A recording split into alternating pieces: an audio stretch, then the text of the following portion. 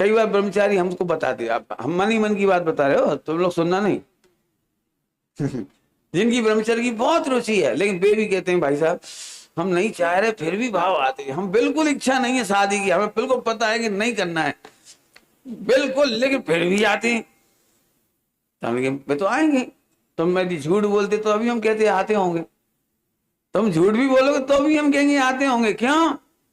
क्योंकि तुम छायक सम्यक्ति तो हो नहीं, और छायक सम्यक्ति होते तो भी आते हुए। चौथे गुणस्थान वर्ती ब्रह्मचारी को भी विवाह के भाव आएंगे, भले ऊपर से ब्रह्मचारी है। उससे क्या होता है? गणेश प्रसाद जी बड़नी जी से एक प्रश्न पूछा कि आपके जीवन भर के अनुभव क्या सार क्या है।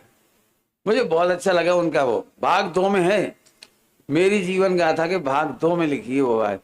उनसे पूछा आपके जीवन भर के जो कुछ है वो सार क्या है उसका, तो उन्होंने इतना प्यारे उत्तर दिया, मेरे पूरे जीवन के अनुभव का सार एक है कि भेष बदलने से परिणाम नहीं सुधरते।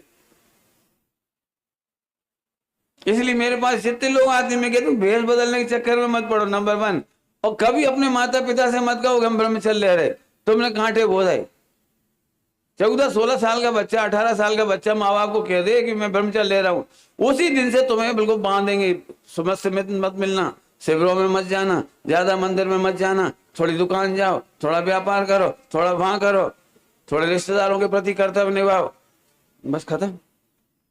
कभी मत बोलो। मैं अपनी खुद की कह रहा हूं, मेरी प्रतिज्ञा थी मैं कभी नहीं कहूंगा कि मुझे ब्रह्मचर्य लेना है, मैं अपनी प्रतिज्ञा कह रहा हूं। अरे जगत को लगना चाहिए ना कि ये ब्रह्मचर्य ही रह सकते हैं, दुनिया को देख करके लगना चाहिए ना इनका आचरण ऐसा है तो इन्हें लड़की देगा कौन। समझ में आया?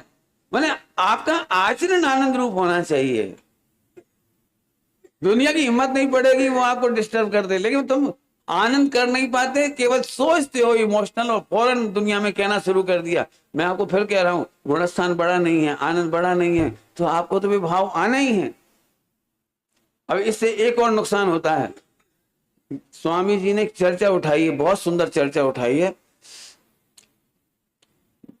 उसमें गुरुदेव श्री ने कहा है कि इस पंचम काल में बहुसंख्यक त्यागी व्रती आदि त्रियंच गति में जाएंगे।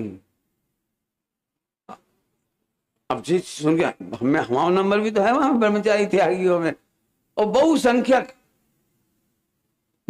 लिखा है। तो हमने फिर बहुत सोचा, उस पर पंडित साहब से भी पूछा हमने फिर कि स्वामी जी तो ऐसे कह रहे हैं बहुसंख्यक त्यागी व्रती त्रियंच में जाएंगे, तो बोले क्यों? मैंने पूछा उनसे ऐसे क्यों, अपन इतना बढ़िया कर रहे, सब तो कर ही रहे, कम से कम घर परिवार छोड़ दिया, व्यापार धंधा छोड़ दिया, सब कर रहे, इतना बड़ा घाटा तो नहीं होना चाहिए कि त्रियंच में जाएंगे। सब ब्रह्मचारियों को लगता है त्यागियों की हम आज स्वर्ग तो पक्का ही है। तो अब मैं उसका उत्तर बताता हूं। पंडित साहब ने कहा जो जीव गुणस्थान तो बढ़ता नहीं है और खोटे भाव रुकते नहीं है, तो खोटे भावों को छिपाने में जीवन चला जाता है। अच्छा आचरण, अच्छा चिंतन, अच्छा मंथन, अच्छा कथन, दुनिया को दिखाने के लिए हम बहुत अच्छे त्यागी हैं, हमारे परिणाम खराब नहीं है, गंदी परिणामों को छिपाने में प्रतिक्रमण नहीं कर पाते, आलोचना नहीं कर पाते, प्रत्याख्यान नहीं कर पाते, और नहीं कर सकते, बिल्कुल गारंटी हो तो नहीं कर पाओगे आप। और लेकिन छिपाने में समय चला जाता है, पूरा का पूरी शक्ति छिपाने में जाती है। और जो विकारी परिणामों को छिपाने में शक्ति गई माने मायाचारी, माने कपट, और मायाचारी और कपट का फल त्रियंच कहती है। इसलिए मैं नहीं कहता भैया ब्रह्मचर्य लो, हम कहते ब्रह्मचर्य तब लो जब विकारों को भिन्न देख के कह सको। क्या बोल दिया हमने? विकारों को भिन्न देख करके कह सको। विकार से भिन्न देखोगे तभी कह पाओगे, और नहीं तो विकार की इज्जत अपनी इज्जत लगेगी, छिपाते रहेंगे।